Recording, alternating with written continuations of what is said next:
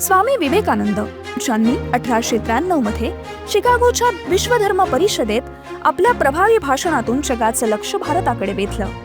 आज तोच भारत आणि नवमहाराष्ट्र जगाचं नेतृत्व करतोय. हे शक्य झालं पंतप्रधान नरेंद्र मोदी आणि मुख्यमंत्री देवेंद्र फडणवीस यांच्या दूरदृष्टीमुळे.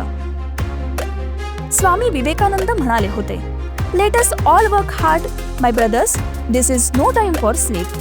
स्वातंत्र्यानंतरही 60 वर्ष भारत विकासापासून दूर होता, पण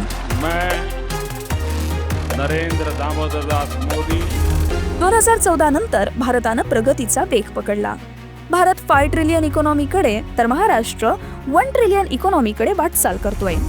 जपानला मागे टाकून भारत 3ऱ्या क्रमांकाची महासत्ता झाला आणि महाराष्ट्रात ऐतिहासिक गुंतवणूक झाली.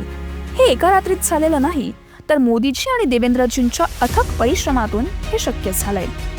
स्वामी विवेकानंद यांनी भारताला दिलेली हाक, India shall be awakened once more and this time her awakening will be for the good of the whole world, आज खरं ठरतंय. इतर युद्ध असो, G7, G20 परिषद असो, भारतानं वसुधैव कुटुंबकमचा संदेश देत जगाला एकत्र आणलाय. महाराष्ट्र ही नवतेसह परंपरांना जपत role model ठरतोय.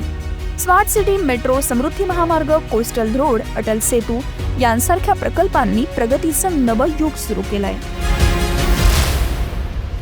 My faith is in the younger generation हे विवेकानंदांचे शब्द पंतप्रधान मोदीजी आणि मुख्यमंत्री देवेंद्रजी यांनी खरे ठरवलेत. स्टार्टअप्स, कौशल्य विकास, स्मार्ट ग्राम योजना, इंटर्नशिप, रोजगार निर्मिती अशा उपक्रमांमधून लाखो युवांना संधी दिल्या जात आहेत. हे सगळं arise, awake and stop not until the goal is reached या विवेकानंदांच्या मंत्रांशी सुसंगत आहे. आज आधुनिक भारत आणि नवमहाराष्ट्र घडवत मोदीजी आणि देवेंद्रजी हेच स्वामी विवेकानंदांना खरी आदरांजली वाहत आहेत. स्वामी विवेकानंदांना स्मृतिदिनानिमित्त विनम्र अभिवादन.